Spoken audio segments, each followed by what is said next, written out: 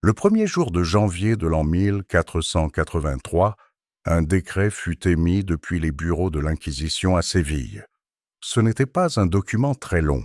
Il ne nécessitait pas de justification élaborée. Il ordonnait simplement à tous les Juifs vivant dans les diocèses de Séville, Cordoue et Cadix de partir dans les 6 mois. Ils pouvaient emporter leurs biens. Ils pouvaient vendre leurs maisons.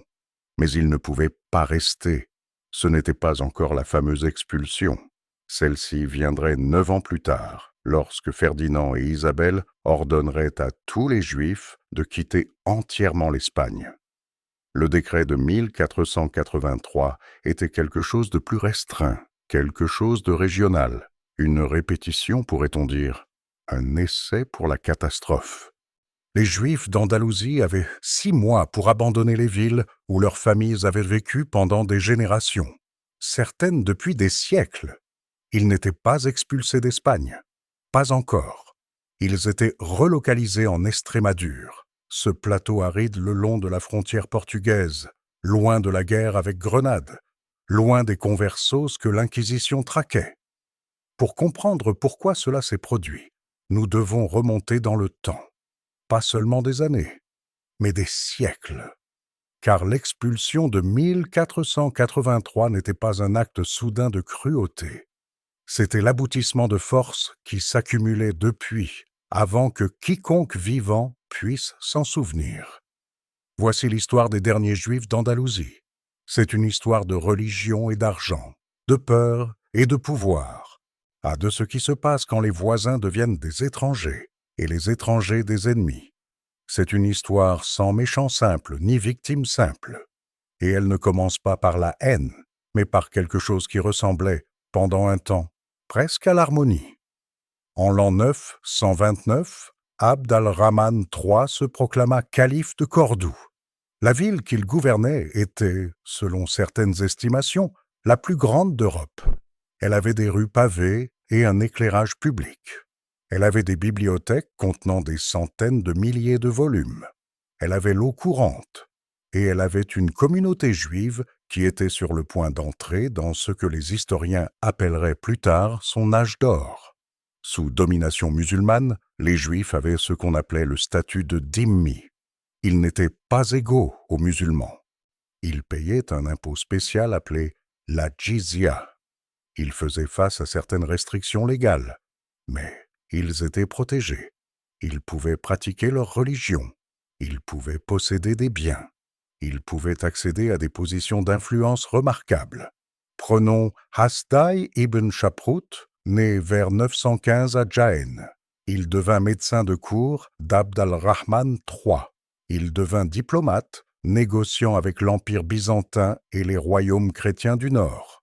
Un juif servant de visage public du califat auprès des puissances étrangères. Cela était possible dans la Cordoue du Xe siècle. Ou prenons Samuel Hanagid, né à Cordoue en 993. Il s'éleva jusqu'à devenir vizir de Grenade. Pas seulement un conseiller. Le vizir, le ministre en chef. Il dirigea personnellement des armées musulmanes au combat. Un juif, commandant les forces d'un royaume islamique. Lorsqu'il mourut en 1056, son fils Joseph lui succéda dans cette position. Ce n'étaient pas des expériences typiques, bien sûr. La plupart des Juifs d'Al-Andalus étaient marchands, artisans, médecins, traducteurs. Mais le simple fait que de telles ascensions soient possibles nous dit quelque chose sur la société qui les permettait. C'était l'époque qui produisit Moïse Maïmonide, né à Cordoue en 1138. Philosophe, médecin, rabbin, le plus grand penseur juif du monde médiéval, et sans doute l'un des plus grands de toute époque.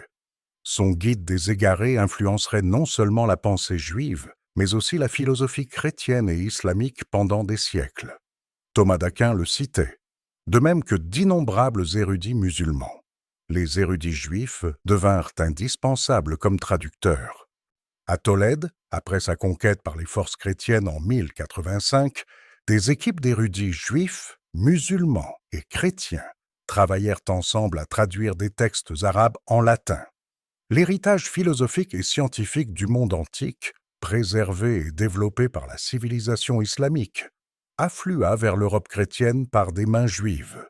Les historiens ont donné un nom à cette période: convivencia, coexistence, les trois fois vivant ensemble dans une relative harmonie, chacune contribuant à une culture partagée.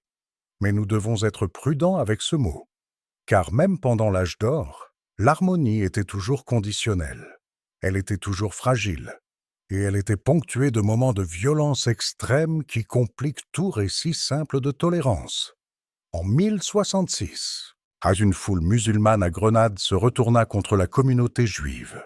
Le déclencheur immédiat fut le ressentiment envers Joseph ibn Nagrela, le vizir juif qui avait succédé à son père Samuel. Des rumeurs se répandirent qu'il était arrogant, qu'il exerçait trop de pouvoir, qu'il complotait avec les ennemis du royaume. Le 30 décembre, la foule prit d'assaut le palais royal. Ils crucifièrent Joseph ibn Nagrela. Puis, ils se tournèrent vers le quartier juif. Lorsque la violence prit fin, environ 4000 Juifs étaient morts. 4000, dans une seule ville, en un seul jour. C'était plus que le nombre de morts dans tous les massacres de Rhénanie pendant la première croisade, 30 ans plus tard. Le massacre de Grenade n'était pas typique, mais il était possible, même pendant l'âge d'or, même sous domination musulmane. La prospérité juive était toujours conditionnée par les conditions politiques. Lorsque ces conditions changeaient, les conséquences pouvaient être catastrophiques. Et au XIIe siècle, les conditions changèrent radicalement. En 1147, les Almohades traversèrent d'Afrique du Nord vers l'Espagne. C'étaient des fondamentalistes, des puritains, des hommes qui croyaient que la dynastie almoravide qu'ils remplaçaient était devenue molle et corrompue. Ils n'avaient aucune patience pour les accommodements de la convivencia. Les Almohades abolirent entièrement le statut de dhimmi. Les Juifs et les chrétiens eurent le choix: se convertir à l'islam, mourir ou fuir. Il n'y avait pas de quatrième option. Maïmonide lui-même fut parmi ceux qui fuirent. Sa famille quitta Cordoue vers 1148, lorsqu'il avait environ 10 ans. Ils errèrent pendant des années avant de finalement s'installer en Égypte. Le plus grand produit de la culture juive andalouse passa la majeure partie de sa vie en exil. Des milliers d'autres Juifs fuirent vers le nord, dans les royaumes chrétiens qui conquéraient lentement la péninsule. Ils fuyaient l'intolérance musulmane vers les terres chrétiennes. L'ironie de cela ne deviendrait apparente que 3 siècles plus tard. Les royaumes chrétiens du nord de l'Espagne avaient leurs propres relations compliquées avec leurs sujets juifs. D'une part, les Juifs étaient légalement définis comme propriété de la couronne. Ils appartenaient au roi dans un sens pas entièrement métaphorique. Cela signifiait qu'ils pouvaient être lourdement taxés. Cela signifiait aussi qu'ils étaient protégés, car le roi avait intérêt à protéger sa propriété. Ferdinand III de Castille, qui conquit Cordoue en 1236 et Séville en 1248, aurait dit se vanter d'être le roi de 3 religions. Il employait des conseillers juifs. Son fils Alphonse X, dit le Sage, continua la tradition. Les écoles de traduction de Tolède continuèrent de fonctionner sous domination chrétienne, les érudits juifs faisant toujours le travail minutieux de transposer des textes arabes en latin. Les Juifs dans l'Espagne chrétienne s'organisèrent en aljama, communautés semi-autonomes avec leurs propres tribunaux, leurs propres systèmes fiscaux, leurs propres structures de gouvernance. Ils vivaient dans des quartiers désignés, appelés juderias. Ils avaient leur propre code juridique pour les disputes internes. À bien des égards, ils existaient comme un État dans l'État. Mais les restrictions étaient réelles et se multipliaient. Les Juifs ne pouvaient pas employer de serviteurs chrétiens. Ils ne pouvaient pas manger avec des chrétiens. On leur demandait de plus en plus de porter des vêtements distinctifs ou des badges. Le 4e concile du Latran de 1215 avait imposé de tels marqueurs à travers la chrétienté, bien que l'application variât. Plus significativement, Le droit canon interdisait aux chrétiens de prêter de l'argent avec intérêt. Cela était considéré comme de l'usure, un péché. Mais les économies ont besoin de crédit. Quelqu'un devait le fournir. Les Juifs, non liés par le droit canon chrétien, remplirent ce créneau. Ils devinrent les banquiers, les prêteurs, les financiers. Cela les rendait utiles. Cela les rendait aussi détestés. Quand un artisan ne pouvait pas payer ses dettes, qui blâmait-il? Quand les domaines d'un noble étaient hypothéqués, qui détenait les billets? Quand la couronne devait augmenter les impôts, qui les collectait? Les fermiers des impôts juifs devinrent un élément fixe de l'économie castillane.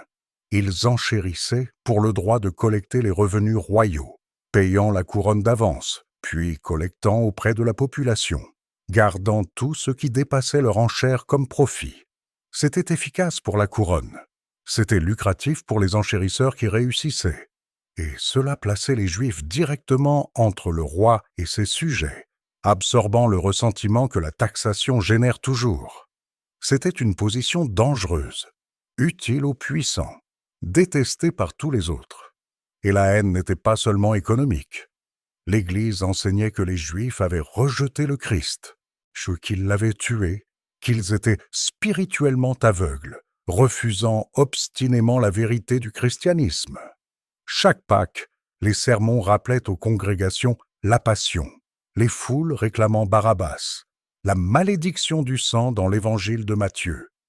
Néanmoins, tout au long des XIIIe et début XIVe siècles, les communautés juives de Castille survécurent. Parfois, elles prospérèrent. La violence qui ravagea les communautés juives ailleurs en Europe pendant la peste noire, lorsque les Juifs furent accusés d'empoisonner les puits, épargna largement l'Espagne. La péninsule ne fut jamais frappée aussi durement par la peste que l'Europe du Nord, et les accusations ne gagnèrent jamais la même traction. Mais les tensions montaient. Ressentiment économique, hostilité religieuse, et de plus en plus, quelque chose de nouveau. Quelque chose qui s'avérerait plus dangereux que l'un ou l'autre. L'envie. Parce que certains Juifs avaient un succès visible. Certains étaient riches. Certains occupaient des positions d'influence à la cour. Et dans une société rigoureusement organisée par la naissance et la lignée, leur succès semblait être une offense contre l'ordre naturel. L'Église disait que les Juifs étaient censés souffrir. Leur condition dégradée était censée être la preuve de la vérité chrétienne, punition pour leur rejet du Christ. Quand les Juifs prospéraient, cela semblait contredire la loi divine elle-même. Ce ressentiment théologique s'avérerait catastrophique. Mais d'abord, il devait y avoir une étincelle. Il s'appelait Ferran Martinez. Il était l'archidiacre d'Écija, une petite ville au nord-est de Séville, et chanoine de la cathédrale de Séville. Dans les années 1370, il était devenu l'un des prédicateurs les plus influents d'Andalousie. Et il avait un message. Les Juifs étaient les ennemis du Christ. Les Juifs exploitaient les chrétiens. Les synagogues étaient des tanières de Satan. C'était le devoir de tout bon chrétien d'expulser les Juifs et de démolir leurs lieux de culte. Il n'était pas subtil, il n'était pas prudent. Il nommait des noms, il pointait du doigt, il faisait des accusations. Et les gens écoutaient. La couronne tenta de l'arrêter. En 1378, le roi Henri II ordonna à Martinez de cesser sa prédication contre les Juifs. Martinez ignora l'ordre.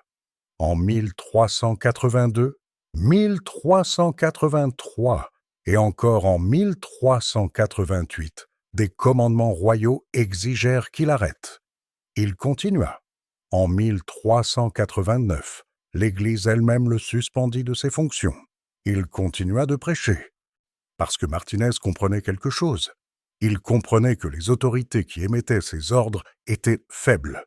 Le roi était constamment en guerre, constamment à court d'argent, devant constamment apaiser une faction ou une autre. La hiérarchie de l'Église était divisée. Certains évêques sympathisant avec le message de Martinez, même s'ils le condamnaient officiellement. Personne n'était prêt à le punir réellement. Et le peuple commun l'adorait. Voici un homme qui exprimait à voix haute leurs ressentiments. Voici un homme qui nommait l'ennemi. Voici un homme qui promettait que quelque chose pouvait être fait. En 1390, l'archevêque Pedro Gómez Barroso de Séville mourut. Quelques mois plus tard, le roi Jean Ier mourut également, laissant un héritier de 11 ans. Les deux autorités qui auraient pu retenir Martinez étaient parties. Son moment était venu. Le 6 juin 1391. C'était un mercredi. L'attaque de la Judería de Séville commença le matin et continua tout au long de la journée. Les foules vinrent de toutes les directions. Elles vinrent avec des armes et avec du feu. Elles vinrent en criant que les Juifs devaient se convertir ou mourir. Elles défoncèrent les portes. Elles traînèrent des familles dans les rues. Elles donnèrent à leurs victimes un choix, le baptême ou la mort. À la tombée de la nuit, environ 4000 Juifs étaient morts. Dans une communauté d'environ 7000 familles, plus de la moitié avaient été tués, convertis ou dispersés. Les survivants firent face au baptême forcé. Les femmes et les enfants furent vendus en esclavage. Les 23 synagogues de Séville furent détruites ou converties en églises. La violence ne resta pas à Séville. En quelques jours, elle se propagea dans la vallée du Guadalquivir jusqu'à Cordoue, où 2000 autres moururent, puis à Jaén, puis Tolède, puis vers le nord, à Madrid, Ségovie, Burgos. En quelques semaines, elle atteignit la couronne d'Aragon, Valence, Barcelone, Lérida, Majorque.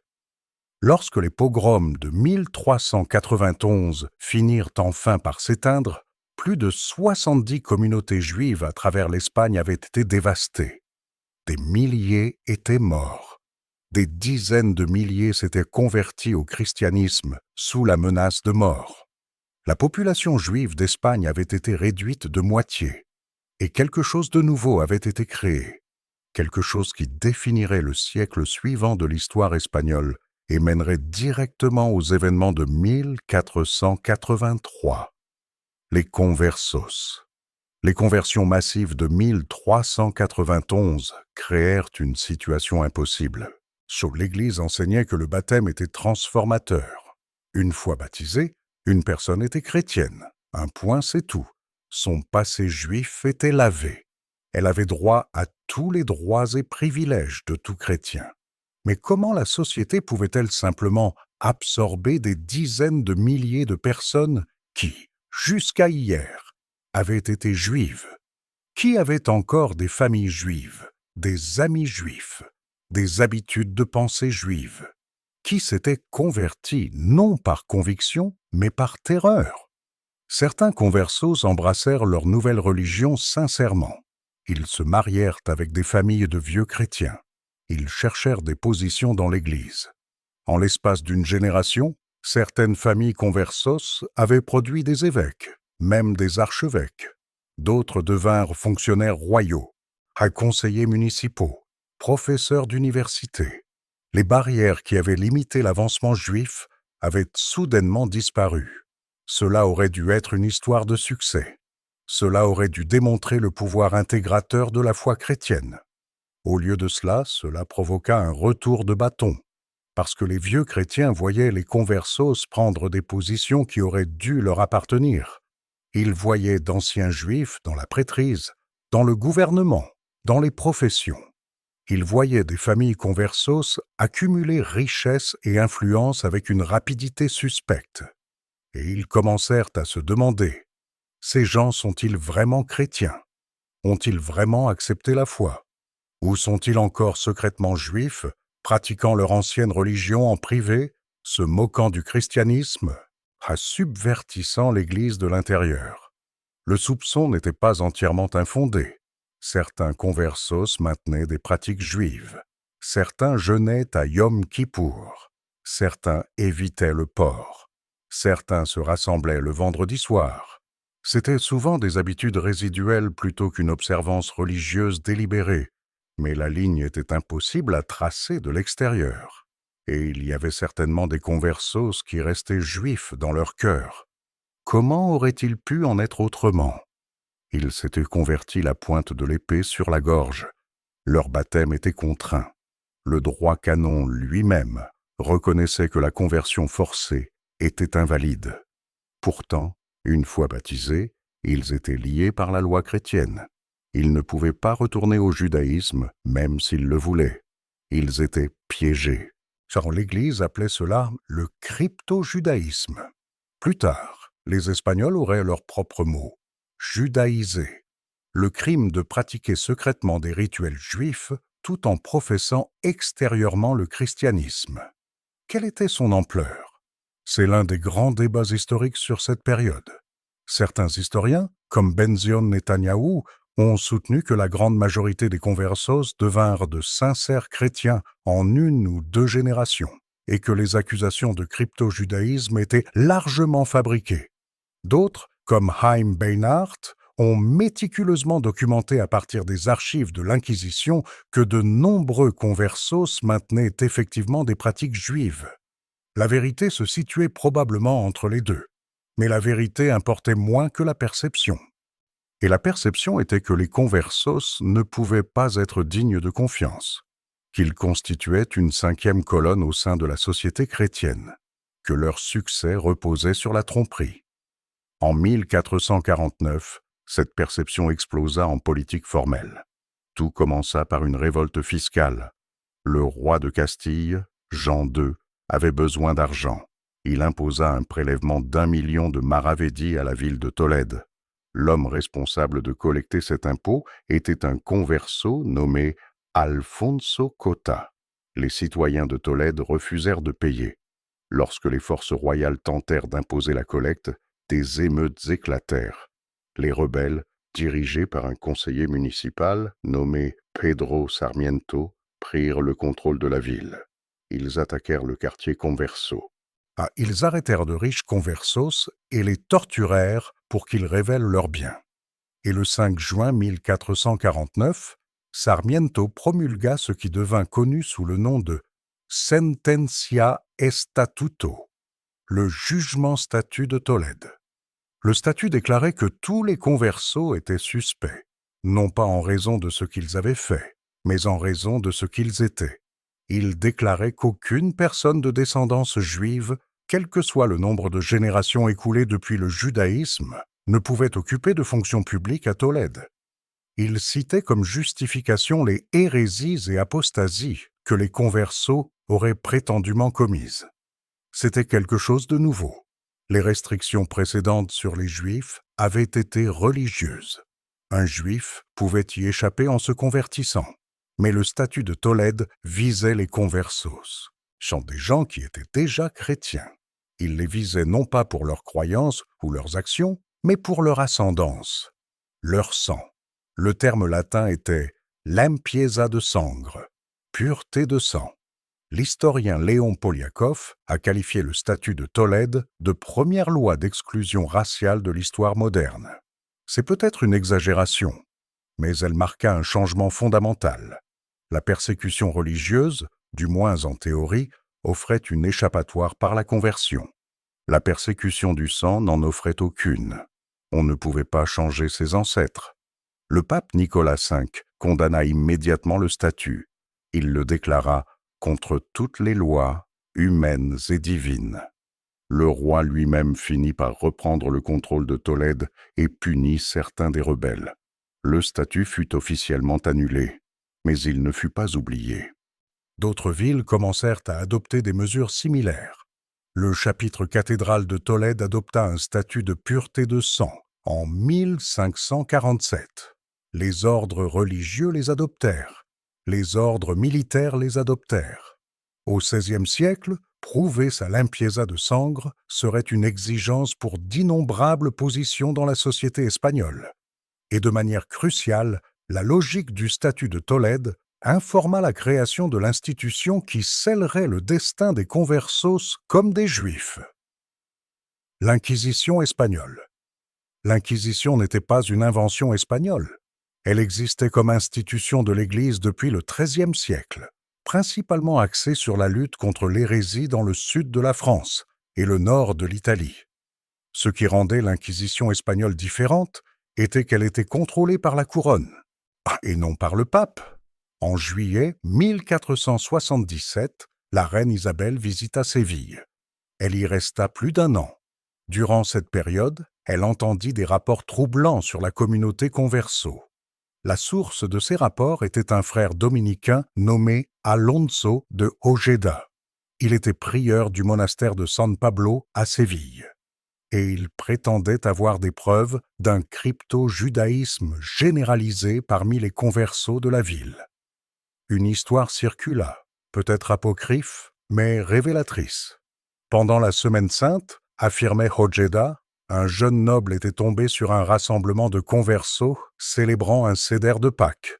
Des Juifs célébrant leur fête pendant que les chrétiens pleuraient la crucifixion. Le scandale confirmait tout ce que les vieux chrétiens soupçonnaient déjà. Isabelle ordonna une enquête. Elle la confia à son confesseur, un frère dominicain de Valladolid nommé Thomas de Torquemada. Travaillant avec l'archevêque Pedro González de Mendoza, Torquemada compila un rapport qui confirmait les affirmations d'Ojeda.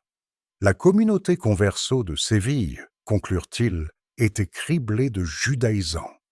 Le 1er novembre 1478, le pape Sixte IV promulgua une bulle autorisant Ferdinand et Isabelle à nommer des inquisiteurs dans leur royaume. Fait crucial, ces inquisiteurs répondraient à la couronne, et non à Rome. L'Inquisition espagnole serait une institution royale enveloppée d'autorité religieuse. 2 ans passèrent avant l'arrivée des premiers inquisiteurs. Ferdinand était occupé par la guerre contre Grenade. Isabelle espérait peut-être que la menace d'une inquisition suffirait à réformer le comportement des conversos sans avoir réellement besoin de la déployer. Mais fin 1480, 2 frères dominicains arrivèrent à Séville, Miguel de Morillo et Juan de San Martin. Ils installèrent leur tribunal dans la forteresse de San Jorge, de l'autre côté du fleuve, et ils commencèrent leur travail. La procédure était systématique. D'abord, ils promulguaient un édit de grâce, donnant aux conversos une période, généralement de 30 à 40 jours, pour confesser volontairement leurs erreurs. Ceux qui confessaient durant cette période recevraient des pénitences relativement légères. Ceux qui ne le faisaient pas et étaient ensuite accusés affronteraient toute la sévérité de la justice inquisitoriale. Confesser quoi, exactement? Les inquisiteurs fournissaient des indications utiles.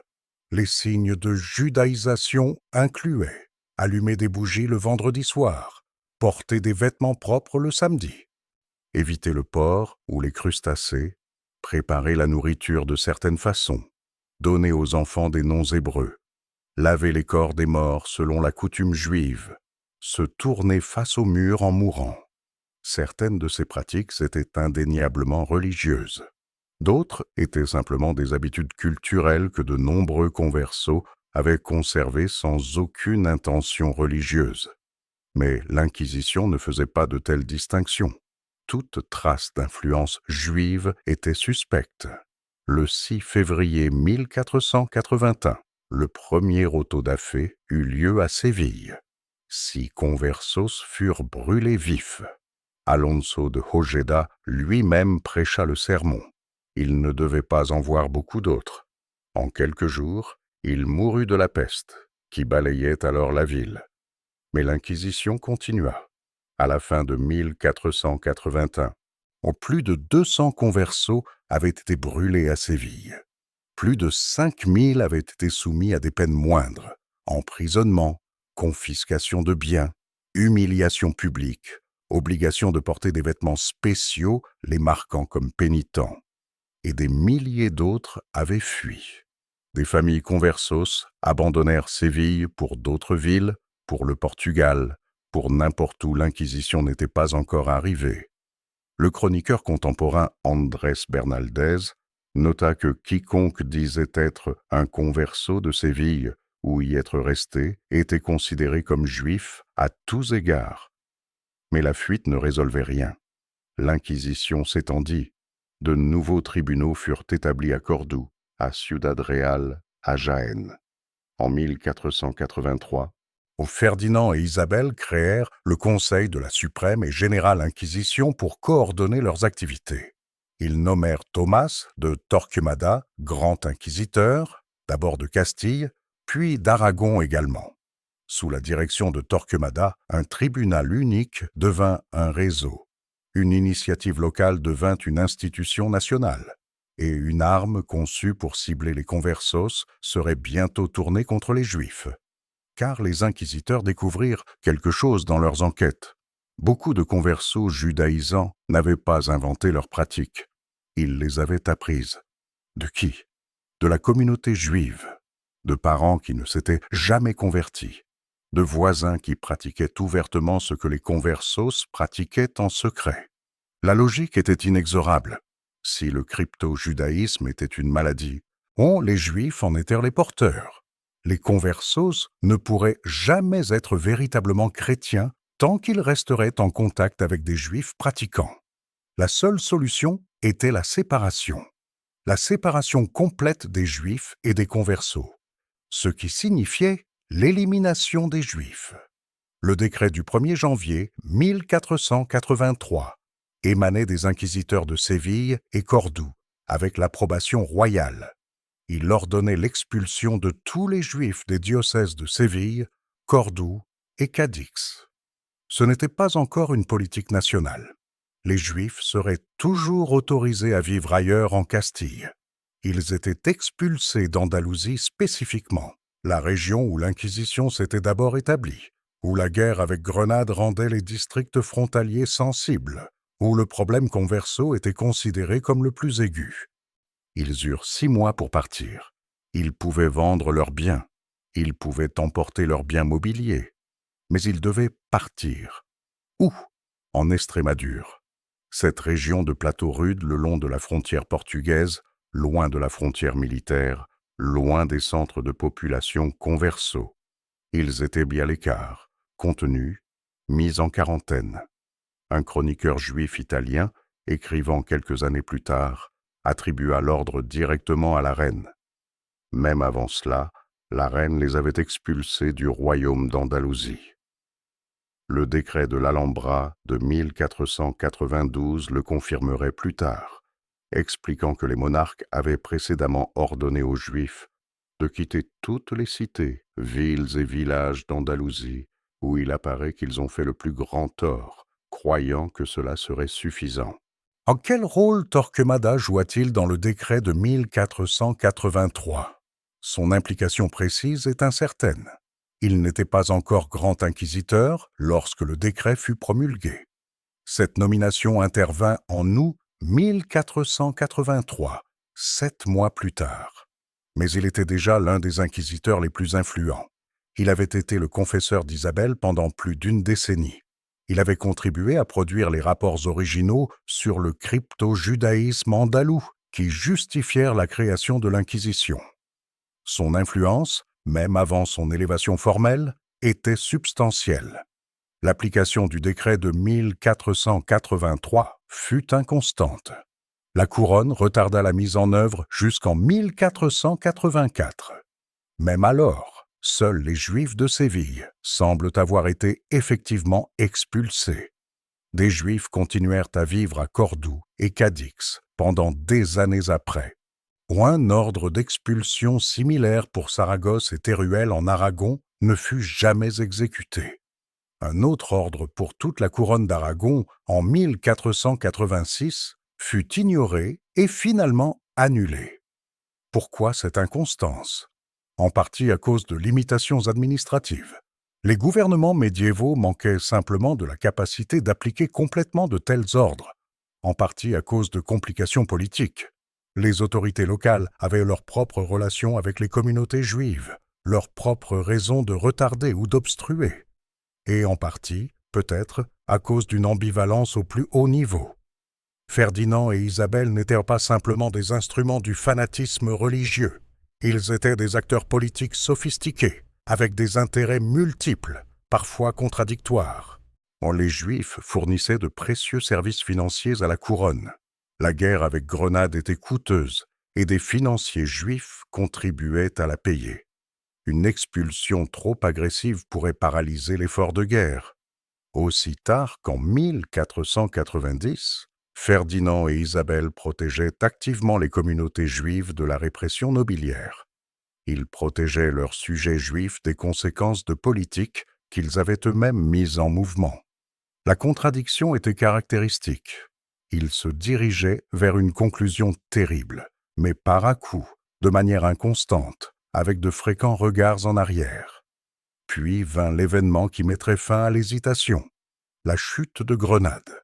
Avant d'arriver à Grenade, nous devons aborder un autre événement, car dans les mois précédant immédiatement l'ordre final d'expulsion, un procès eut lieu qui servit à la fois de justification et de provocation. En juin 1490, un quart-d'heure de laine converso nommé Benito Garcia fut arrêté près de Tolède. Il portait une hostie consacrée de communion. Selon la théologie de l'époque, l'hostie n'était pas un symbole du corps du Christ. Elle était le corps du Christ, transformé par le miracle de la transsubstantiation. Un juif en possession d'une hostie était présumé planifier un sacrilège. Sous la torture, Garcia confessa. Mais pas seulement la profanation d'hostie, il impliqua d'autres. Une toile d'accusation s'étendit, piégeant finalement plusieurs conversos et plusieurs juifs, dont 2 hommes nommés Youssef Franco et Moïse Abenamias. Les charges s'aggravèrent. Les accusés étaient désormais censés avoir kidnappé un enfant chrétien, l'avoir crucifié dans une grotte, avoir retiré son cœur pour l'utiliser dans des rituels magiques. Le but de ces rituels, prétendument, était de rendre tous les chrétiens fous et ainsi permettre aux Juifs de gouverner le monde. C'était une accusation de meurtre rituel. L'accusation selon laquelle les Juifs assassinaient des enfants chrétiens à des fins rituelles était vieille de plusieurs siècles. Elle était apparue d'abord en Angleterre au XIIe siècle, s'était répandue à travers l'Europe, avait généré d'innombrables accusations et entraîné la mort de milliers de Juifs. Malgré les condamnations papales répétées déclarant l'accusation fausse, elle persista. Elle persiste dans certains milieux, encore aujourd'hui. Ce qui rendait l'affaire de la Guardia inhabituelle n'était pas l'accusation elle-même, mais son timing et son traitement. Le procès fut mené par l'Inquisition sous la supervision de Torquemada. Il traîna pendant plus d'1 an. Les confessions des accusés étaient contradictoires et incohérentes. Plus révélateur encore, aucun corps ne fut jamais trouvé. Aucun enfant ne fut jamais identifié comme disparu. Le Saint-Enfant de la Guardia n'a jamais démontrablement existé. Mais le 16 novembre 1491, tous les accusés furent exécutés. Garcia fut brûlé vif. Les autres furent étranglés avant d'être brûlés, une miséricorde réservée à ceux qui confessaient. Et le verdict fut rendu public dans toute l'Espagne. Des prédicateurs l'annoncèrent du haut des chairs. L'exécution servit de pièce maîtresse à une campagne de propagande conçue pour enflammer l'opinion publique contre les Juifs. Torquemada tenta d'impliquer Abraham Senior dans l'affaire. Senior était le grand rabbin de Castille et le principal fermier des impôts de la couronne. Il avait contribué à arranger le mariage de Ferdinand et Isabelle. Il était peut-être le juif le plus puissant d'Espagne. L'accusation n'aboutit à rien, mais la tentative révèle l'intention. Le Saint-Enfant de la Guardia n'était pas seulement une poursuite, c'était une arme dirigée contre toute la communauté juive. Le timing est significatif. Le procès se conclut en novembre 1491. 4 mois plus tard, le 31 mars 1492, Ferdinand et Isabelle signèrent le décret de l'Alhambra. Le 2 janvier 1492, le sultan Boabdil remit les clés de l'Alhambra à Ferdinand et Isabelle. Le dernier royaume musulman de la péninsule ibérique était tombé. La Reconquista, cette lutte séculaire pour rendre l'Espagne à la domination chrétienne, était achevée. Ferdinand et Isabelle entrèrent dans la ville en conquérant. Ils avaient passé 10 ans sur cette campagne. Ils avaient ruiné leurs trésors, emprunté à des banquiers génois et beaucoup compté sur des financiers juifs pour maintenir leurs armées sur le terrain. Ils avaient supervisé le déploiement de certaines des premières artilleries de siège efficaces dans la guerre européenne. Ils avaient vu des milliers de leurs soldats mourir de maladies dans les camps autour des villes assiégées. Maintenant, c'était fini. L'Espagne était chrétienne, tout entière. Les conditions de reddition étaient généreuses. Les musulmans seraient autorisés à pratiquer leur foi. Leurs biens seraient protégés. Leurs lois et coutumes seraient respectées. Ces conditions seraient violées dans la décennie suivante. Alors que l'Église espagnole se dirigerait vers la conversion forcée et finalement l'expulsion de la population musulmane également. Mais en janvier 1492, l'ambiance était à la magnanimité triomphante. Ce qui se passa ensuite, cependant, ne fut pas magnanime. Moins de 3 mois après avoir accepté la reddition de Grenade, Ferdinand et Isabelle signèrent l'édit qui expulserait tous les Juifs de leur royaume. Pourquoi, à ce moment de victoire complète, se retournèrent-ils contre une communauté qui avait contribué à financer leur triomphe? Le décret de l'Alhambra lui-même offre une justification. Il soutient que les mesures partielles précédemment tentées, y compris l'expulsion andalouse de 1483, avaient échoué. On nous dit que ni cette mesure, ni le prononcé de la sentence contre l'édit juif, elles n'ont été suffisants comme remède complet. L'Inquisition avait tenté de séparer les Juifs des conversos. Cela n'avait pas fonctionné. Les Juifs continuaient d'influencer les conversos. Le crypto-judaïsme continuait de prospérer. La seule solution était l'élimination totale. Mais cette explication est incomplète. L'Inquisition n'avait pas, en fait, vraiment tenté d'appliquer les expulsions antérieures. Le décret de 1483 n'avait été que partiellement mis en œuvre. Pourquoi conclure que les mesures partielles avaient échoué, alors que les mesures partielles avaient à peine été tentées? Un autre facteur était le moment choisi. La chute de Grenade créa un moment particulier.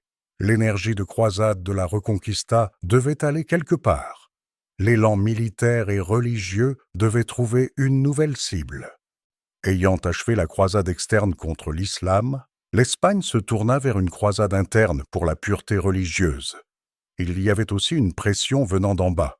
La campagne de propagande autour du Saint-Enfant de la Guardia avait attisé le sentiment populaire. La longue guerre avait créé des difficultés économiques et les Juifs constituaient des boucs émissaires commodes. Les prédicateurs populaires perpétuaient la tradition de Ferran Martínez, blâmant les prêteurs juifs pour la pauvreté chrétienne, les médecins juifs pour la maladie chrétienne, la présence juive pour la souffrance chrétienne. Et il y avait Torquemada. En 1492, il était grand inquisiteur depuis près d'une décennie. Son pouvoir était immense, son zèle était intact. L'expulsion des Juifs avait été son objectif pendant des années. Maintenant, avec la chute de Grenade et les monarques triomphants, il avait le levier pour y parvenir. Le 31 mars 1492, dans le palais de l'Alhambra nouvellement conquis, Ferdinand et Isabelle signèrent le décret. Leur secrétaire, Juan de Coloma, le contresigna. Il serait daté du 29 avril lors de sa publication officielle, mais la décision fut prise en mars, à Grenade, au milieu des suites de la victoire. Le décret donnait aux Juifs jusqu'à la fin juillet pour partir. 4 mois, pour vendre leurs maisons, leurs commerces, leurs possessions, pour organiser leur passage vers des terres étrangères, pour dire adieu au pays où leurs familles avaient vécu pendant des siècles. Ils pouvaient emporter leurs biens, mais pas d'or, ni d'argent, ni de monnaie frappée. Ils pouvaient vendre leurs propriétés, mais à des acheteurs qui savaient qu'ils étaient désespérés. Les termes garantissaient que les Juifs partiraient appauvris, leurs richesses restant derrière eux. La peine pour ceux qui resteraient était la mort et la confiscation de tous leurs biens. Aucun procès ne serait requis. Aucun appel ne serait autorisé. La sentence serait automatique. Isaac Abravanel le vit venir. Il avait servi fidèlement la couronne, aidant à financer la guerre de Grenade. Il avait des relations au plus haut niveau du gouvernement. Lorsque le décret fut signé, il tenta d'utiliser ses relations. Selon son propre récit, Abravanel rencontra Ferdinand et Isabelle 3 fois pour plaider en faveur de l'annulation du décret. Il offrit de l'argent. La somme mentionnée est de 30 000 ducats, une somme considérable. Suffisante pour faire reconsidérer leur position au monarque, peut-être, si leur motivation était purement économique. Ils refusèrent. Il existe une histoire, probablement apocryphe, sur ce qui se passa ensuite. Torquemada aurait fait irruption dans la salle d'audience en portant un crucifix. « Judas vendit notre Seigneur pour 30 pièces d'argent, déclara-t-il. Vos Altesses sont sur le point de le vendre pour 30 000. Le voici. Prenez-le et vendez-le. » Ferdinand et Isabelle, confus, retirèrent leurs considérations. L'histoire correspond trop parfaitement au drame historique pour être entièrement crédible. L'universitaire Cédric Cohen-Scally a noté qu'il n'existe aucune preuve documentaire qu'Abravanel se trouvait même à Grenade en avril 1492. Le récit est peut-être un embellissement ultérieur, conçu pour donner un sens narratif à des décisions qui étaient en réalité plus compliquées. Ce qui est certain, c'est qu'aucun appel ne réussit. Le décret tint bon. Abravanel choisit l'exil, tout comme environ 40 000 à 100 000 autres Juifs. Les chiffres sont incertains, car les archives sont incomplètes et les universitaires utilisent différentes méthodologies. Le chiffre traditionnel de 200 000 expulsés est presque certainement trop élevé. Mais même les estimations prudentes décrivent une catastrophe. Tous ne partirent pas. Certains se convertirent. Le plus célèbre fut Abraham Senior, le grand rabbin lui-même. Le 15 juin 1492, au monastère de Guadalupe, Senior, âgé de 80 ans, fut baptisé sous le nom de Fernand Pérez Coronel. Ferdinand et Isabelle lui servirent de parrain. La cérémonie fut délibérément mise en scène pour encourager d'autres conversions. La décision de Senior fut controversée. Son contemporain, le rabbin Isaac de Léon, fit un jeu de mots amer sur son nom, l'appelant « Sonéor », ce qui signifie « ennemi de la lumière » en hébreu. D'autres Juifs considérèrent sa conversion comme une trahison. Mais Senior était un vieil homme. Il avait servi la couronne toute sa vie d'adulte. Peut-être ne pouvait-il pas imaginer une existence hors d'Espagne. Le rabbin Joseph Yahavetz, qui choisit l'exil, réfléchit plus tard sur qui resta et qui partit. Ce furent les gens humbles qui avaient une foi simple, qui se montrèrent les plus résolus, écrivit-il. Beaucoup de riches et de savants choisirent le baptême. Ils avaient plus à perdre, mais beaucoup de riches partirent également. Abravanel abandonna tout. Sa bibliothèque, ses propriétés, sa position. Il navigua vers Naples, puis s'installa à Venise, où il mourut en 1508, toujours en exil. La date limite était la fin juillet 1492. Il se trouva que le calendrier hébraïque fit coïncider cette date avec Tisha B'Av, le 9e jour du mois d'Av, le jour où les Juifs jeûnent pour commémorer la destruction des 2 temples de Jérusalem. C'était le jour le plus lugubre du calendrier juif. Et maintenant, il marquerait la fin de la vie séfarade en Espagne. Le chroniqueur Andrés Bernaldez fut témoin des départs. Son récit est ambivalent. Il était prêtre, chapelain de l'archevêque de Séville. Il partageait beaucoup de préjugés de son époque. Sa chronique contient de laides caractérisations des Juifs, des accusations d'exploitation et de cupidité. Mais il enregistra aussi ce qu'il vit avec une sorte de compassion horrifiée. « Ils abandonnèrent la terre où ils étaient nés, » écrivit-il. « Petits et grands, jeunes et vieux, à pied, sur des mules ou traînés par des chariots, chacun suivait sa propre route vers le port de départ choisi. Ils s'arrêtaient au bord de la route, certains s'effondrant d'épuisement, d'autres malades, d'autres mourants. Les communautés juives s'organisèrent collectivement. Les Juifs riches payèrent les frais de départ des pauvres, nota Bernaldez, pratiquant entre eux la plus grande charité, de sorte qu'à l'exception d'un très petit nombre parmi les plus pauvres, ils ne se convertiraient pas. Avant le départ, les jeunes gens furent mariés. Les garçons et les filles de 12 ans et plus furent unis afin que les femmes voyagent sous la protection de Marie. C'était une mesure pratique pour un voyage dangereux. La dévastation économique fut immédiate. Des centaines de milliers de personnes, tentant simultanément de vendre des propriétés, firent s'effondrer le marché. De belles maisons et domaines furent vendus pour des bagatelles, enregistra Bernaldez. Une maison fut échangée contre une mule et un vignoble donné pour un peu d'étoffe ou de lin. L'interdiction d'emporter de l'or et de l'argent aggrava le désastre. La richesse qui avait pris des générations à s'accumuler fut abandonnée ou transférée aux mains chrétiennes pour des fractions de sa valeur. La plus grande vague se dirigea vers le Portugal. On estime à 100 000 personnes, peut-être plus. Ils payèrent un ducat par personne pour le privilège d'entrer. Le roi jouant d'eux les admit, moyennant finance. Leur refuge fut bref.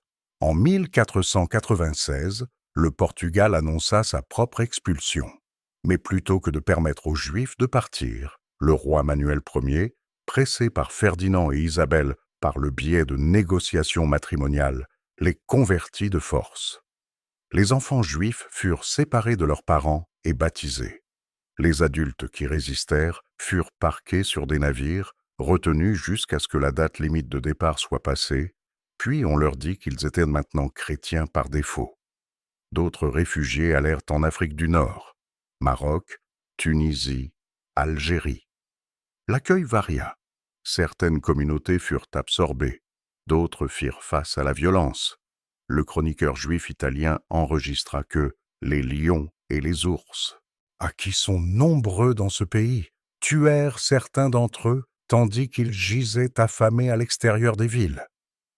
D'autres encore allèrent vers l'Est, en Italie et au-delà. Et les plus chanceux trouvèrent refuge dans les terres de l'Empire le plus puissant de l'islam. Le sultan Bayezid II de l'Empire ottoman reçut des rapports sur l'expulsion espagnole, avec ce qui semble avoir été un véritable étonnement.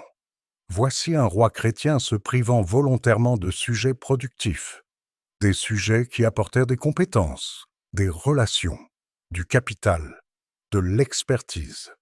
Pourquoi ? Une remarque attribuée à Bayezid circula pendant des siècles.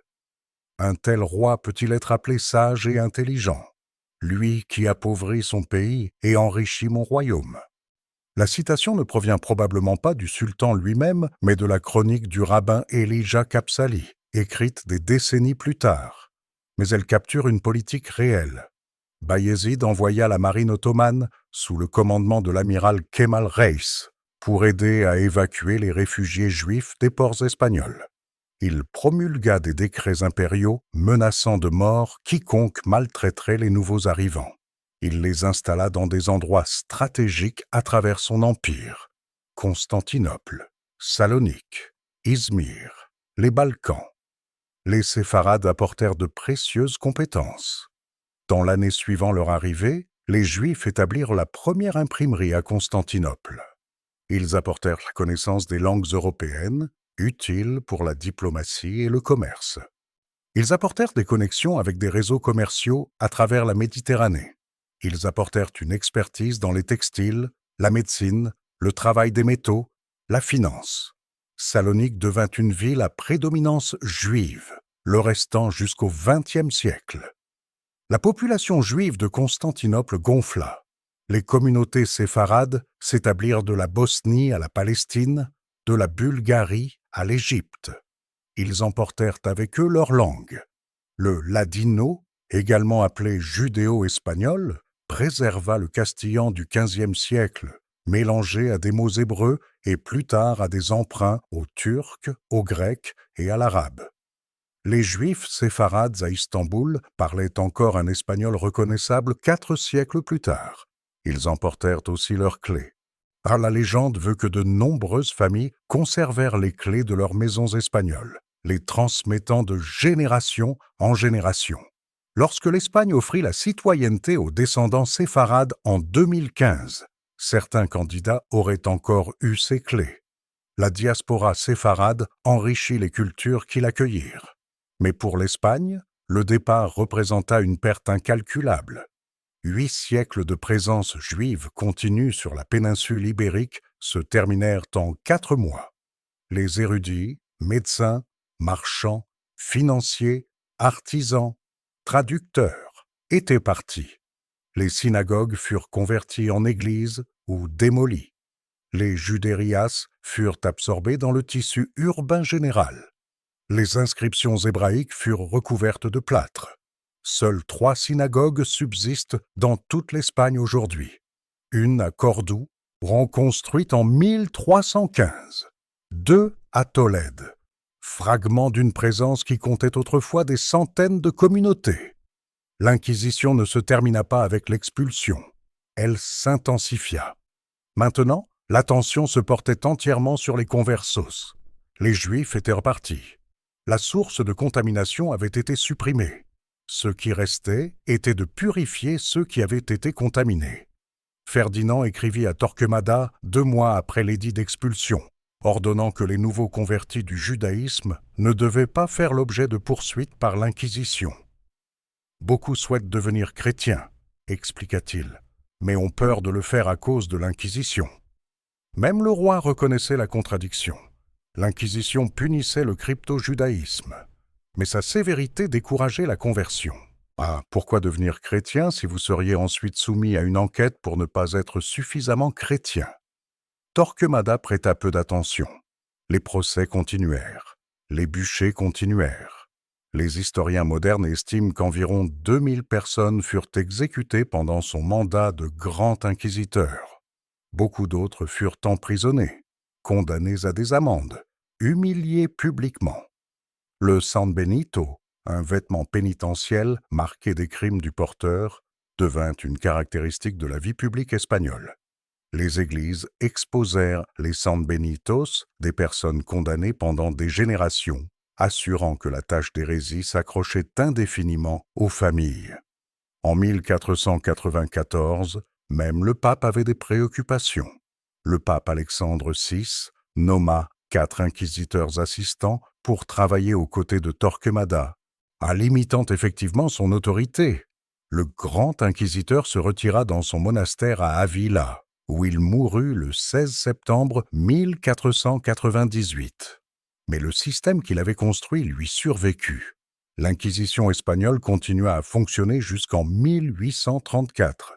Pendant plus de 3 siècles, elle resta vigilante contre le crypto-judaïsme, bien qu'au XVIIe siècle, il resta peu de crypto-juifs à trouver. L'institution s'adapta, trouvant de nouvelles cibles. Protestants, morisques, bigames, blasphémateurs, pratiquant de la sollicitation dans le confessionnal. La machinerie d'investigation et de punition, une fois créée, se trouva des usages. Les statuts de limpieza de Sangre persistèrent également. Au XVIe, XVIIe, XVIIIe siècle, les Espagnols cherchant des postes dans le gouvernement, l'armée, à l'Église ou les universités devaient prouver qu'ils n'avaient pas d'ascendance juive ou musulmane. Les généalogistes firent carrière en falsifiant ou en authentifiant des lignées. Les familles gardaient jalousement leur registre généalogique. La tache de sang juif pouvait empêcher l'avancement pendant des générations. L'Espagne devint ainsi la première nation européenne à institutionnaliser la discrimination basée sur l'ascendance plutôt que sur la croyance. Le précédent résonna à travers les siècles suivants, dans d'autres contextes, avec d'autres cibles. Comment devrions-nous comprendre ces événements? Quelles leçons renferment-ils? Une tentation est de voir l'expulsion comme le produit d'une haine irrationnelle, une éruption de fanatisme médiéval que les sociétés modernes ont transcendé. C'est réconfortant, mais trompeur. Non, les forces qui produisirent l'expulsion, l'interaction de la conviction religieuse, du ressentiment économique, du calcul politique et de la pensée raciale, ne sont pas uniques au XVe siècle. Elles se reproduisent tout au long de l'histoire. Elles sont présentes dans différentes configurations aujourd'hui. Une autre tentation est de voir les événements comme inévitables, le résultat logique de la Reconquista, du christianisme médiéval, de quelque chose d'inhérent à la culture espagnole. Cela aussi est trompeur. L'expulsion n'était pas prédéterminée. Les décennies avant 1492 virent un véritable débat sur la politique juive. Ferdinand et Isabelle eux-mêmes hésitèrent. D'autres résultats étaient possibles. La catastrophe résulta de décisions spécifiques prises par des personnes spécifiques dans des circonstances spécifiques. Une troisième tentation, particulièrement pertinente compte tenu de la portée de ce documentaire, est de voir l'histoire comme une simple pièce morale. Des Juifs innocents persécutés par de méchants chrétiens. Cela aplatit la complexité que nous avons tenté de restaurer. Les communautés juives de l'Espagne médiévale n'étaient pas sans capacité d'action. Les financiers juifs profitèrent de l'affermage des impôts, se plaçant entre la couronne et les contribuables mécontents. Les médecins juifs servaient les rois, tandis que les patients chrétiens se méfiaient de leur motivation. Le succès juif, dans une société qui attendait la dégradation juive, provoqua des réactions que les communautés juives ne pouvaient contrôler mais qu'elles ne prévoyaient pas non plus entièrement. Solomon ibn Verga, l'historien séfarade qui fut témoin de l'expulsion, était prêt à reconnaître que certaines festivités avaient été trop extravagantes, ce qui avait suscité antagonisme et jalousie parmi les catholiques. Ce n'est pas blâmer les victimes. C'est une tentative d'analyse sociologique honnête. Les chrétiens de l'Espagne médiévale n'étaient pas non plus monolithiques dans leurs attitudes. La même société qui produisit Torquemada produisit aussi les lettres réticentes de Ferdinand protégeant les communautés juives. La même Église qui autorisa l'Inquisition condamna aussi à plusieurs reprises les calomnies du sang et les statuts de limpieza de sangre. La même Andalousie qui expulsa ces Juifs en 1483 avait accueilli les réfugiés juifs fuyant les Almohades 3 siècles plus tôt. Les relations entre les communautés, entre les foi, entre voisins étaient toujours multiples, toujours contestées, toujours en flux. La convivencia, si nous utilisons le terme avec précaution, décrit non pas l'harmonie mais la tension. Non pas l'accord, mais la négociation. Non pas la paix, mais la gestion du conflit. Ce qui s'est effondré en 1391, et après n'était pas un âge d'or, mais un arrangement fonctionnel. Cet arrangement avait toujours été fragile. Les pogroms révélèrent ce qui avait toujours été possible. L'Inquisition institutionnalisa ce qui avait été auparavant épisodique. L'expulsion acheva ce qui avait été préparé de manière incrémentale. Revenons enfin à l'Andalousie, aux Judérias de Séville, de Cordoue et de Cadix, vidées par le décret de janvier 1483 et jamais repeuplées. Qu'a-t-on perdu? Nous ne pouvons le savoir entièrement. Les archives sont incomplètes. Les mémoires se sont estompées. Mais nous pouvons esquisser des contours. Il y avait des érudits qui perpétuaient des traditions remontant aux académies de Babylone. Il y avait des médecins qui avaient étudié Maïmonide, qui comprenaient la médecine à la fois comme science et comme philosophie, qui soignaient chrétiens, musulmans et juifs avec la même dévotion. Il y avait des marchands qui connaissaient les routes commerciales de la Méditerranée, qui parlaient arabe, castillan, hébreu et parfois italien et portugais, qui reliait l'Andalousie au marché du monde connu. Il y avait des artisans, orfèvres et joailliers, tanneurs et teinturiers, tisserands et tailleurs. Il y avait des poètes écrivant en hébreu avec des maîtres arabes, faisant le pont entre civilisations par le vers. Il y avait des musiciens dont les chansons sont aujourd'hui perdues. Il y avait des familles qui avaient vécu à Séville pendant 5 générations, ou 10, qui connaissaient chaque rue de la Judéria, qui pouvaient retracer leurs ancêtres jusqu'à Tolède, jusqu'à Cordoue, jusqu'au jour mythique du premier temple. Tout disparut, dispersé à travers la Méditerranée, mort sur les routes de l'exil, converti et absorbé dans l'Espagne chrétienne, la continuité brisée. La synagogue de Cordoue survit parce qu'elle fut convertie en hôpital, puis en chapelle. L'inscription hébraïque demeure sur ses murs, un sanctuaire en miniature. Les visiteurs qui la traversent aujourd'hui voient un artefact, un monument, Un souvenir, pas une communauté vivante. 8 siècles, des premiers colons juifs en Hispanie romaine au dernier départ de 1492. 8 siècles de présence, d'adaptation, de créativité, de survie. Disparu en quelques mois de décret royal, la diaspora séfarade emporta ses mémoires à travers le monde. À Istanbul et Salonique, à Amsterdam et Londres, dans les Amériques et en Palestine, les descendants des expulsés maintinrent traditions, langues, musique, cuisine, qui les reliaient à une patrie que la plupart n'avaient jamais vue. Ils emportèrent aussi le traumatisme. Le terme hébraïque pour l'expulsion est Gerush Sepharad, l'exil de Sepharad. Il est commémoré aux côtés des destructions des temples, des exils d'autres terres, de la longue séquence de catastrophes qui marque la mémoire historique juive. Tisha B'Av, déjà le jour de deuil pour Jérusalem, devint aussi l'anniversaire du départ d'Espagne. Certains séfarades exprimèrent leur perte par l'espoir. Des rumeurs persistèrent pendant des générations selon lesquelles l'expulsion serait inversée, que les descendants de Ferdinand et Isabelle accueilleraient de nouveau les Juifs, que l'exil était temporaire. Ces espoirs ne furent jamais réalisés. L'Espagne ne révoqua formellement le décret de l'Alhambra qu'en 1968. Elle n'offrit la citoyenneté aux descendants séfarades qu'en 2015. D'autres exprimèrent leur perte par l'analyse. Le Shebet Yehuda de Solomon ibn Verga, écrit vers 1520, demeure l'une des œuvres historiques juives les plus remarquables de la première période moderne. Ibn Verga tenta de comprendre pourquoi l'expulsion s'était produite, non seulement comme châtiment divin, mais comme résultat d'actions humaines et de forces sociales. Il examina le rôle de l'envie, les dangers de la visibilité, les limites de la protection royale. Son œuvre influença les historiens juifs ultérieurs, y compris ceux qui auraient à affronter des catastrophes encore plus grandes au XXe siècle. Le XXe siècle. Nous ne pouvons discuter de la mémoire séfarade sans reconnaître comment elle croise des horreurs ultérieures. L'Holocauste détruisit nombre des communautés que les descendants des expulsés avaient pâties aux Pays-Bas, dans les Balkans, en Afrique du Nord.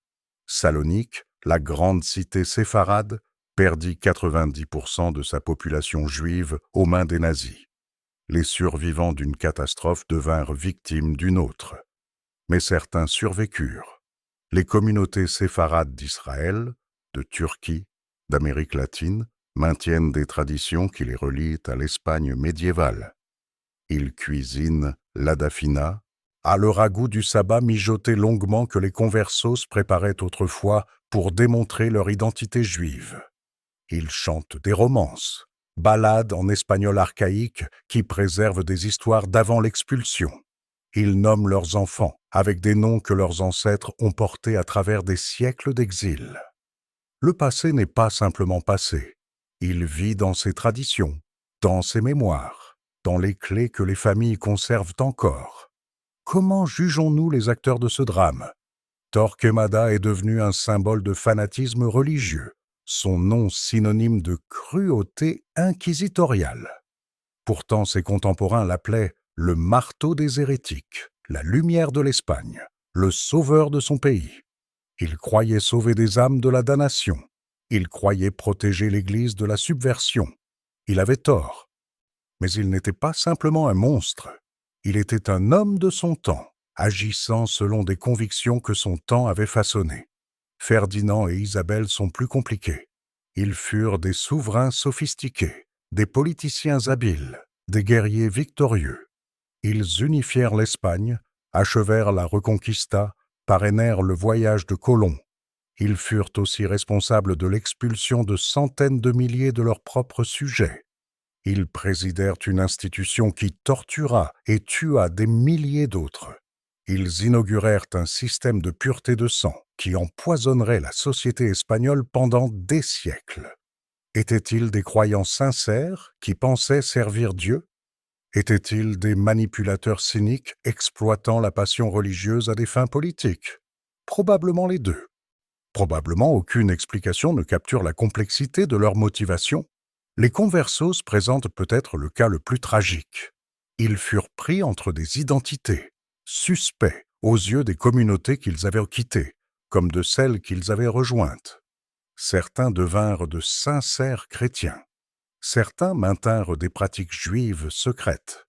Beaucoup tentèrent simplement de survivre, de construire des vies, d'élever des familles dans une société qui les regardait avec suspicion, quelles que soient leurs croyances. Les archives de l'Inquisition de Ciudad Real, méticuleusement analysées par Chaim Beinart, révèlent des conversos célébrant des sédères de Pâques, jeûnant à Yom Kippour, se rassemblant pour des funérailles juives. Mais elles révèlent aussi des conversos qui confessèrent sous la torture, ceux qui dénoncèrent des voisins pour se sauver eux-mêmes, qui peut-être se rappelaient des pratiques que leurs accusateurs leur suggéraient. Quelle part de ce que l'Inquisition trouva était du crypto-judaïsme authentique?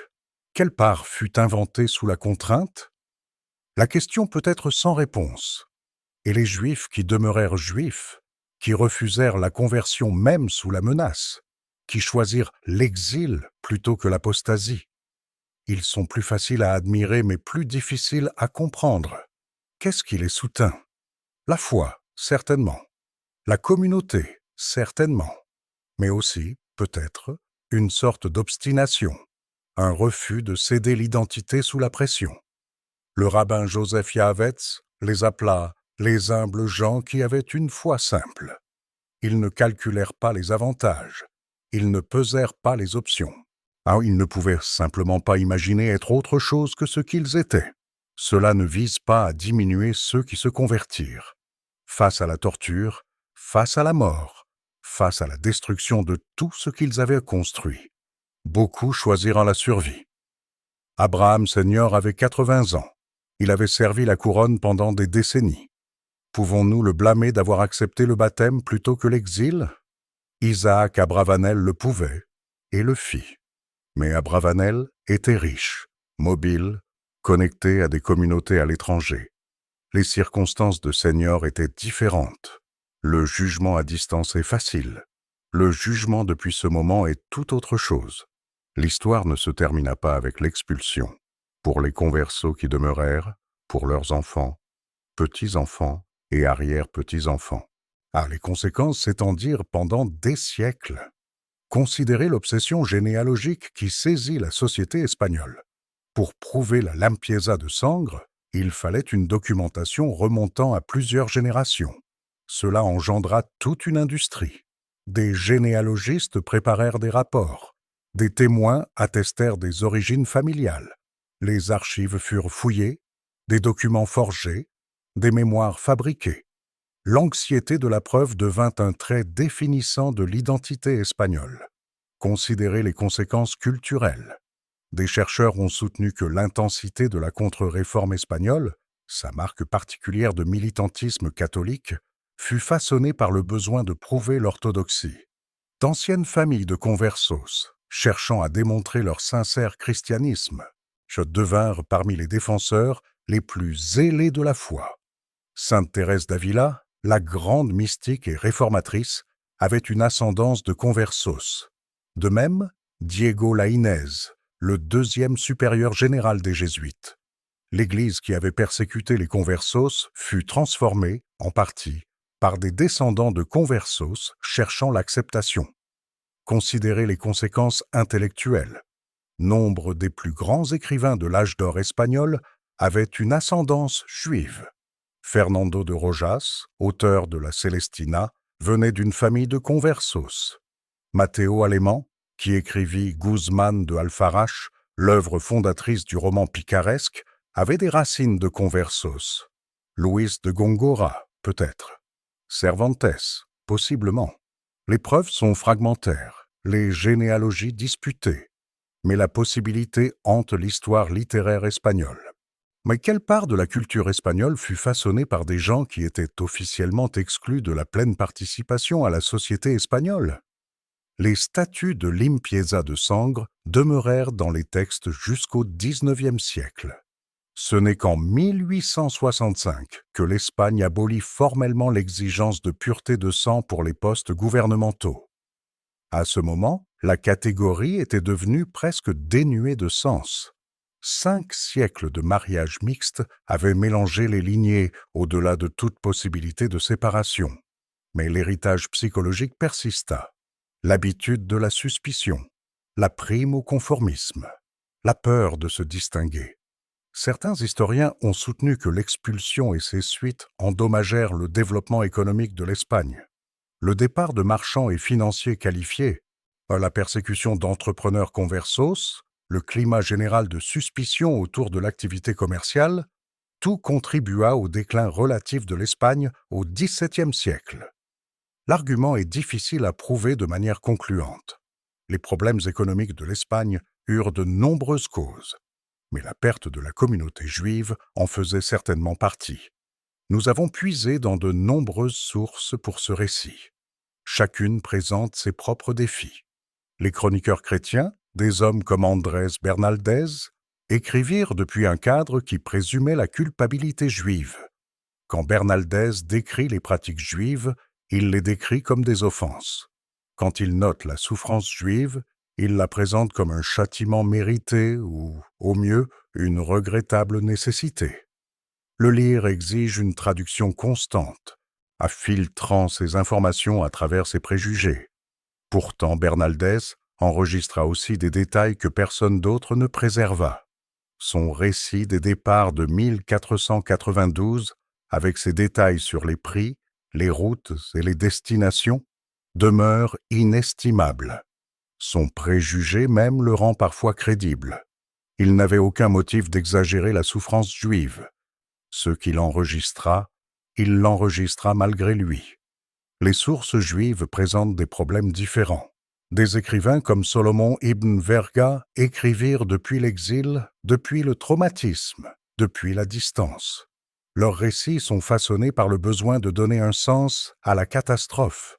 Quand Ibn Verga discute de l'extravagance juive comme cause du ressentiment chrétien, fournit-il un aperçu sociologique ou intériorise-t-il l'oppression? Quand il loue certains chrétiens comme exception, où est-il équitable ou cherche-t-il la faveur? Les questions ne peuvent recevoir de réponse définitive. Les archives de l'Inquisition sont les plus problématiques de toutes.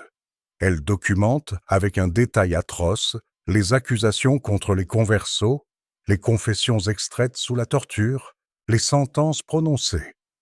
Haim Beinart passa des décennies à transcrire et analyser les archives de Ciudad Real. Ces 4 volumes constituent une ressource irremplaçable. Mais que nous disent-elles réellement? Quand un converso confessait judaïser sous la torture, la confession était-elle vraie? L'Inquisition le présumait. Les historiens modernes sont moins certains. La torture produit des confessions, mais pas nécessairement exactes.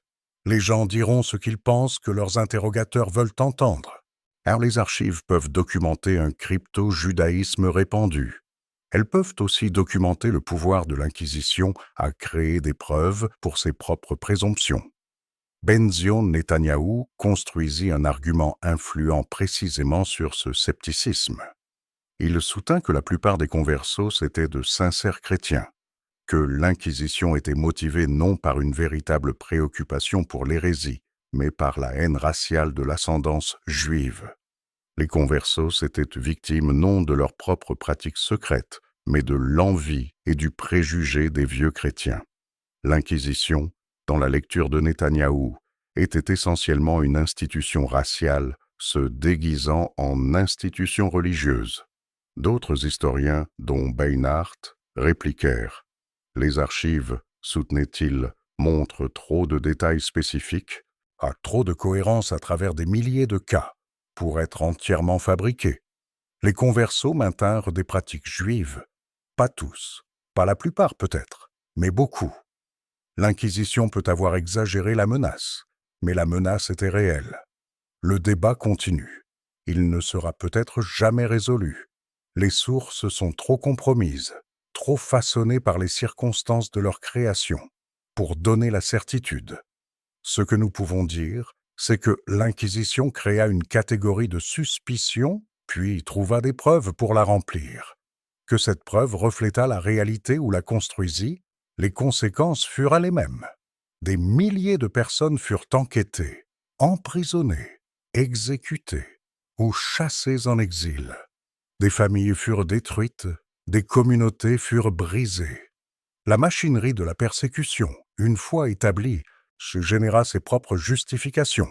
Parcourez Séville aujourd'hui et vous trouverez le barrio de Santa Cruz. Il est charmant, pittoresque, populaire auprès des touristes. Des rues étroites serpentent entre des bâtiments blanchis à la chaux. Des orangers fleurissent dans des cours cachées. Le quartier paraît authentiquement andalou. C'était la Juderia. Les Juifs de Séville vécurent ici pendant des siècles. Leur synagogue se dressait ici. Leur marché opérait ici. Leurs enfants jouaient dans ces rues. Après 1483, ils disparurent. Le quartier demeura. Les bâtiments demeurèrent. Mais tout ce qui en avait fait un espace juif disparut. Parcourez Cordoue et vous trouverez la synagogue sur la Calle Judios, rue des Juifs. C'est un petit bâtiment, facile à manquer. À l'intérieur, les inscriptions hébraïques ornent encore les murs.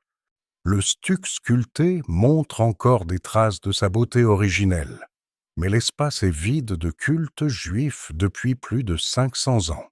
La synagogue fut construite en 1315 par Isaac Moeb, qui enregistra son nom et la date dans une inscription qui survit. Il n'aurait pu imaginer que sa synagogue survivrait à sa communauté d'un demi-millénaire, que des touristes photographieraient ce que des fidèles remplissaient autrefois, que les prières autrefois offertes ici se tairaient à jamais. À Tolède, 2 synagogues survivent. La plus grande, construite au XIIe siècle et reconstruite après 1391, devint une église appelée Santa Maria la Blanca. La plus petite, connue comme El Transito, fut construite par Samuel à Levi Aboulafia en 1357. Il était trésorier du roi Pierre Ier de Castille. Sa synagogue était magnifique, décorée de plâtre mudéjar complexes, inscrite de psaumes hébreux et de louanges du roi qui avait permis sa construction. Pierre Ier fut appelé à la fois le cruel et le juste, selon qui parlait. Il protégea les Juifs. Il employa des médecins et financiers juifs.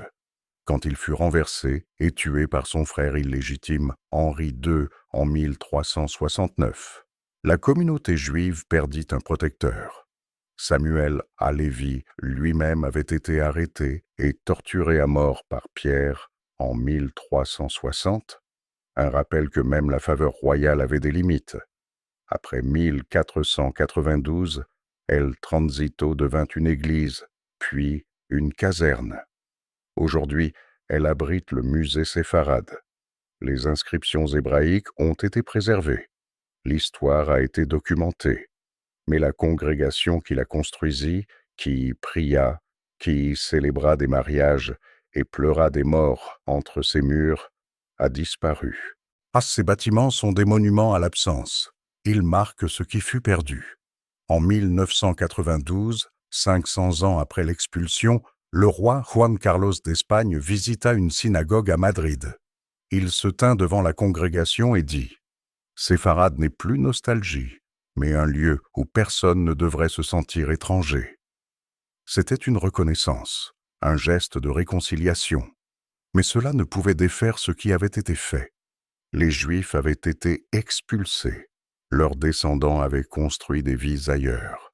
L'Espagne était, pour la plupart d'entre eux, un souvenir historique plutôt qu'un lien vivant. Pourtant, la mémoire persiste. Les communautés séfarades à travers le monde maintiennent des traditions qui les relient à l'Espagne médiévale. Elles allument des bougies le vendredi soir de la manière dont leurs ancêtres les allumaient à Séville. Elles préparent des plats que leurs ancêtres préparaient à Cordoue. Elles chantent des chansons en ladino qui portent les échos du castillan du XVe siècle. Les clés. Nous les avons mentionnées auparavant. L'histoire relève peut-être plus de la légende que du fait, mais elle capture quelque chose de vrai sur le fonctionnement de la mémoire. Les séfarades se sont accrochés à l'Espagne alors même que l'Espagne les rejetait. Ils ont préservé ce qu'ils pouvaient emporter. Ils l'ont transmis. En 2015, l'Espagne a offert la citoyenneté aux descendants des Juifs expulsés qui pouvaient démontrer leur héritage séfarade. Des milliers de personnes ont fait une demande. Les exigences documentaires étaient complexes. Les candidats devaient prouver leur ascendance, souvent par le biais de registres généalogiques, de preuves linguistiques ou d'attestations communautaires. Certains ont réussi. D'autres ont été refusés. L'offre a été critiquée de multiples directions. Certains ont dit que c'était trop peu, trop tard. Certains ont dit que les exigences étaient trop lourdes. Certains se sont demandé pourquoi les descendants des expulsés voudraient la citoyenneté du pays qui avait expulsé leurs ancêtres. Les critiques reflétaient l'impossibilité de réparer pleinement les torts historiques. Aucun geste contemporain ne peut défaire ce qui s'est passé en 1492. Au mieux, il peut reconnaître la blessure. Le Portugal a fait une offre similaire à peu près au même moment. Comme l'Espagne, le Portugal avait expulsé ses Juifs, quoique dans des circonstances différentes. Comme l'Espagne, le Portugal se débattait avec la manière d'aborder cette histoire. Les programmes parallèles reflétaient un règlement de comptes européen plus large avec les héritages de la persécution religieuse. Mais le règlement de comptes n'est pas la réconciliation. La reconnaissance n'est pas la restauration. Les communautés qui existaient en 1492 ne peuvent être reconstruites. La continuité qui a été brisée ne peut être réparée. Ce qui reste, c'est la mémoire et l'effort de comprendre. L'expulsion des Juifs d'Espagne n'était pas un événement isolé. Elle faisait partie d'un modèle plus large qui a balayé l'Europe médiévale et du début de l'époque moderne. L'Angleterre a expulsé ses Juifs en 1290, 2 siècles avant l'Espagne. Mais la France a expulsé ses Juifs à plusieurs reprises au cours du XIVe siècle. Les terres germanophones n'ont jamais eu d'expulsion unifiée, mais des villes et territoires individuels ont chassé leur population juive tout au long de la période médiévale. Le Portugal, comme nous l'avons noté, a suivi l'exemple de l'Espagne en 1496 à 1497. Ce qui rendait l'expulsion espagnole distinctive était son ampleur et son caractère définitif. L'Espagne avait la plus grande population juive d'Europe. L'expulsion était globale, couvrant l'ensemble des royaumes de Castille et d'Aragon. Et contrairement aux expulsions antérieures ailleurs, il n'y a pas eu de réadmission. Les Juifs n'ont pas été autorisés à retourner en Espagne pendant des siècles. L'expulsion espagnole s'est également produite à un moment charnière. 1492 était l'année où Colomb a pris la mer. Les mêmes monarques qui ont signé le décret de l'Alhambra ont également parrainé le voyage qui allait relier l'Europe aux Amériques. L'ère de l'expansion européenne commençait juste au moment où l'Espagne se purgeait de la diversité religieuse. Il y a une ironie ici, bien que nous ne devrions pas trop insister. La même volonté d'uniformité religieuse qui a expulsé les Juifs a également alimenté le zèle missionnaire qui a accompagné la conquête. La même conviction que l'Espagne avait un destin sacré qui justifiait l'expulsion justifiait également la colonisation. Les schémas sont liés, bien que les connexions soient complexes. Ce que l'expulsion marquait, avant tout, était la fin du pluralisme religieux médiéval en Europe occidentale. La convivencia, aussi limitée et conditionnelle qu'elle eût toujours été, était terminée. L'idée que différentes confessions pouvaient coexister au sein du même cadre politique, chacune maintenant ses propres lois et coutumes, a cédé la place à l'idée que l'unité politique exigeait l'unité religieuse. Un royaume, une foi. Cette idée allait dominer la politique européenne pendant des siècles. Les guerres de religion qui ont déchiré les XVIe et XVIIe siècles ont été menées, en partie, précisément sur cette question. Les protestants et les catholiques pouvaient-ils coexister au sein du même État? La réponse, obtenue lentement et douloureusement, était finalement oui. Mais cette réponse a nécessité des siècles d'effusion de sang. Les Juifs avaient été expulsés avant même que cette question ne soit posée. Ils étaient, en un sens, les premières victimes d'une conception de l'ordre politique qui allait faire bien d'autres victimes. Nous avons couvert beaucoup de terrain. Nous avons retracé l'arc allant de l'âge d'or à la catastrophe de 1391, de la Sententia et Statuto à la création de l'Inquisition, de l'expulsion andalouse de 1483 au décret de l'Alhambra de 1492 et au-delà. Nous avons essayé de présenter cette histoire dans sa complexité, non pas comme une simple histoire de victimes et de méchants, mais comme une histoire d'êtres humains pris dans des forces plus grandes qu'eux-mêmes, des forces de conviction religieuse et de ressentiment économique, des forces de calcul politique et de colère populaire, des forces de tradition et de transformation. Les Juifs d'Andalousie n'étaient pas des objets passifs de persécution. Ils étaient des acteurs de leur propre histoire, faisant des choix dans des contraintes qu'ils n'avaient pas choisies. Ils servaient les rois et accumulaient des richesses. Ils pratiquaient la médecine et s'engageaient dans l'érudition. Ils négociaient avec leurs voisins et parfois prospéraient grâce à ces négociations. Ils n'étaient pas innocents au sens de n'être pas impliqués. Ils étaient innocents au sens de ne pas mériter ce qui leur est arrivé. Les chrétiens d'Andalousie n'étaient pas simplement des bigots. C'étaient des gens vivant dans un cadre religieux qui faisait paraître certaines conclusions évidentes. Si les Juifs avaient rejeté le Christ, ils devaient être spirituellement aveugles. S'ils prospéraient malgré le rejet, quelque chose devait être faux. Si les conversos maintenaient des pratiques juives, ils devaient être insincères. La logique avait une terrible cohérence interne. Elle était fausse, mais elle n'était pas arbitraire.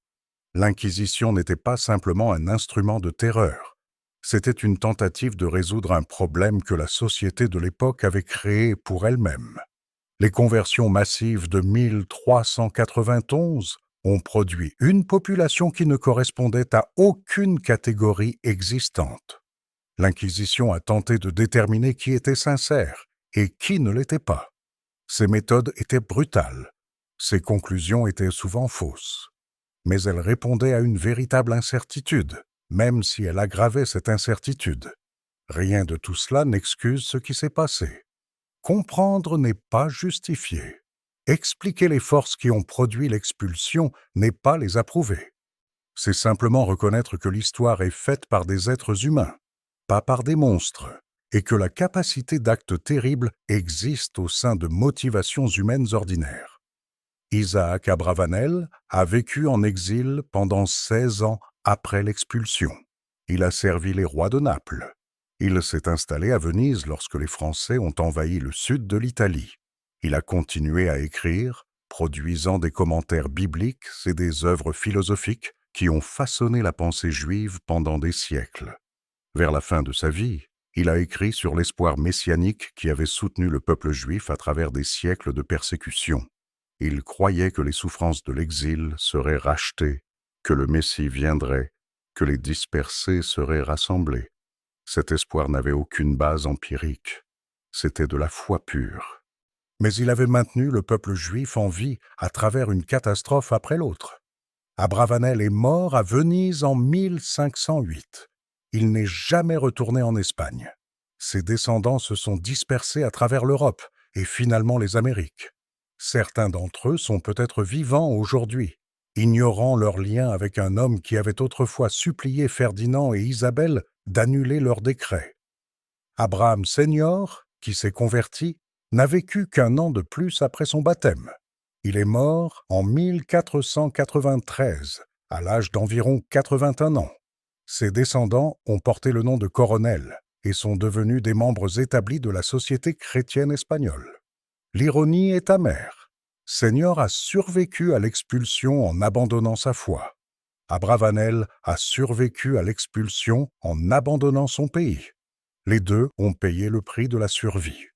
Thomas de Torquemada est mort en 1498, 6 ans après l'expulsion qu'il avait contribué à orchestrer. Il a été enterré dans le monastère de Santo Tomás à Avila, qu'il avait fondé. Sa tombe a été détruite plus tard, selon les rapports par les troupes de Napoléon. L'emplacement exact de ces restes est inconnu. L'Alhambra est toujours debout.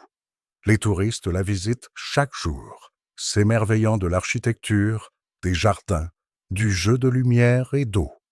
Peu savent que le décret qui a expulsé les Juifs d'Espagne a été signé dans ces murs. La beauté perdure. La cruauté est oubliée, mais pas entièrement oubliée. Nous nous souvenons, nous racontons l'histoire, nous essayons de comprendre. Le premier jour de janvier, en l'an 1483, un décret a été émis. Il ordonnait aux Juifs d'Andalousie de partir. Ils sont partis. Leurs communautés se sont dispersées. Leurs synagogues sont devenues silencieuses. Leurs descendants se sont dispersés à travers le monde. Voilà ce qui s'est passé. Voilà ce que nous avons essayé d'expliquer. Non pas pour justifier, non pas pour excuser, mais pour comprendre, du mieux que nous pouvons, comment des êtres humains en sont venus à faire de telles choses les uns aux autres. Et peut-être, par la compréhension, reconnaître les signes avant-coureurs lorsque de telles choses menacent à nouveau. Parce que les forces qui ont produit l'expulsion n'ont pas disparu. Elles ont pris différentes formes à différentes époques. La haine religieuse, le bouc émissaire économique, la catégorisation raciale, l'exigence de conformité, la suspicion de l'autre. Ces forces sont toujours présentes, sont toujours en attente des circonstances qui les déchaîneront. L'histoire des derniers Juifs d'Andalousie n'est pas simplement une histoire sur le passé. C'est une histoire sur ce dont les sociétés humaines sont capables, pour le meilleur et pour le pire. C'est une histoire sur la fragilité de la coexistence et la persistance de la mémoire. Si vous avez trouvé cette histoire intéressante, cette prochaine vidéo va vous choquer. Cliquez ici pour la regarder maintenant.